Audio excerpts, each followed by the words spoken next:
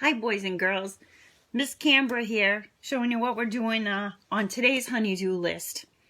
Today we're replacing a piece of tile down in the basement that, as you can see, is starting to pull away, and it actually has a big gap in it. So before I start any task, I make sure I have all of the tools necessary with me. So today I'm going to need a putty knife and a hammer. I'm going to need some extra glue and some syringes for those tough little corners. I'm going to need a heat gun to loosen up the glue, a weight to put on top of the new tile piece to hold it until it's in place, and the piece of new tile. Step 1, make sure you have eye protection on. I already have glasses, so I'm good with that. The first step you want to do is heat up the tile with the heat gun.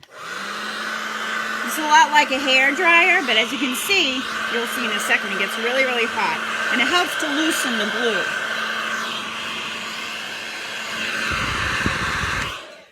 I've done that already, and this tile is so far gone, it's going to just crack and come up, I hope. So you stick the putty knife underneath the tile, and start smacking at it with the hammer, and you'll see, especially when it's old like this, it's going to loosen and come right up right away. And it begins to peel away, and you should be able to just peel it away and crack at it. This is a real messy job because I'm going fast for you guys. So once you peel that away, you're going to prepare the surface with just a little bit of sandpaper. Clean it up very nicely so you have a nice surface that the new tile can attach to with lots of grit. So then after that's cleaned up, you take your new tile. You're going to have to measure it out. I'm going to have a little section I'm going to have to cut off because we've got a little corner here. I'm going to put a little extra glue on it because, like I said, these tiles are really old.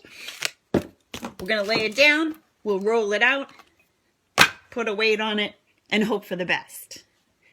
Take care. See you next time for item 2 on the honeydew list.